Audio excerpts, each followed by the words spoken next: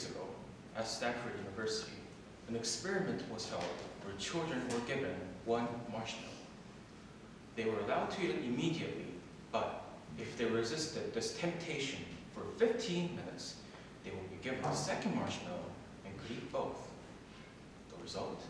Only 30% of the kids whom the researchers named as the future-oriented group were willing to wait.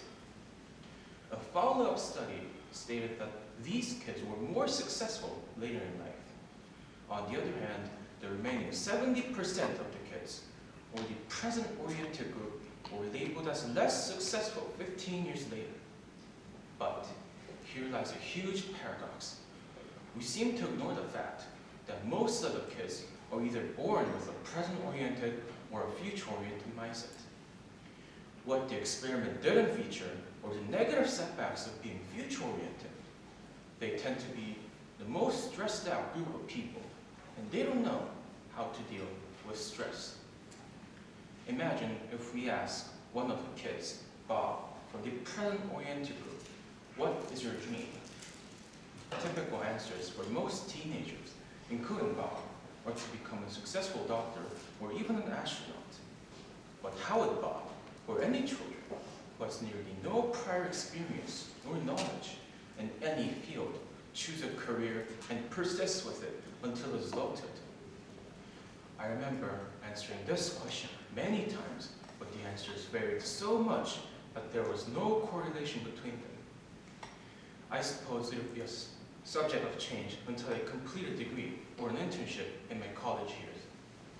The only result this question will achieve is to add more stress when kids like Bob feel pressured to offer valid reasoning for their chosen answers, which will obviously lead to an accumulation of long-term stress.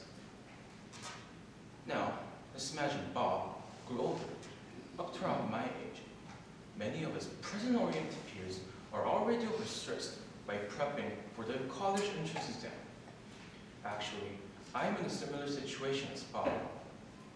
Most of my classmates, both present-oriented and future-oriented, take classes that are originally intended for students of higher grades, just for the sake of putting them in an advantageous and competitive edge. They prepare 3 to 4 years ahead for advanced placement courses or the SATs. More importantly, I realized these students thought the present as less significant. Future-oriented people put more emphasis on the future, which makes the present insignificant or useless.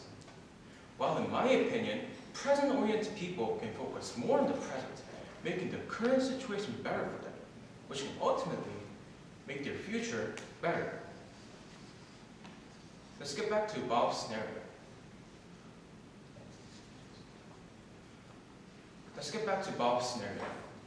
Back in the old days, Bob once declared to his parents that he wanted to become a successful lawyer. Now, he's an adult, and not necessarily a successful one.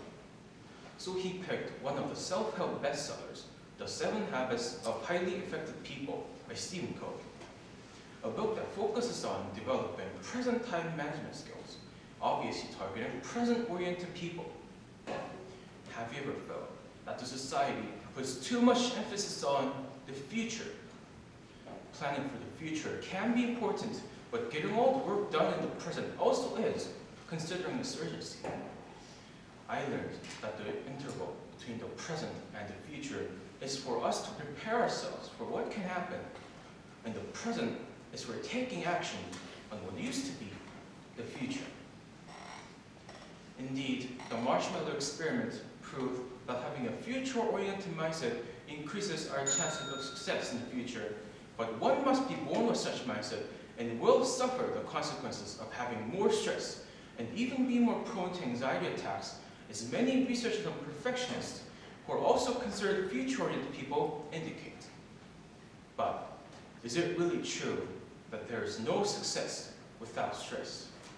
Questions like, what is your dream, show that people like to prepare long-term and they usually go overboard, as it is extremely common among extreme parenting methods. I believe there is balance to be found between our present actions and our future dreams. So if you ask me or Bob, what is the best way to relieve stress? Our answer will be to lower our expectations down to a realistic extent and to expand our field's experience in the present. It might be the perfect reason why the word present is synonymous with the word gift. Thank you for listening.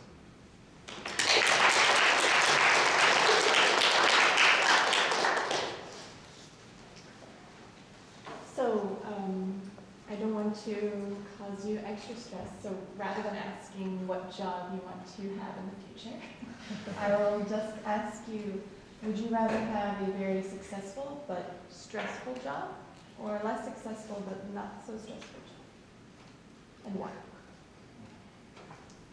Well, most of the people will like a more stressful job with better rates of success.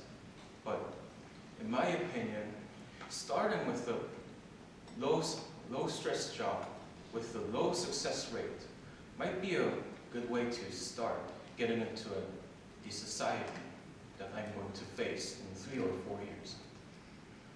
Well, it also may be a motivator that can make me build confidence to move up to a next level with a higher stress level and a higher success rate. All right, great. Thank you.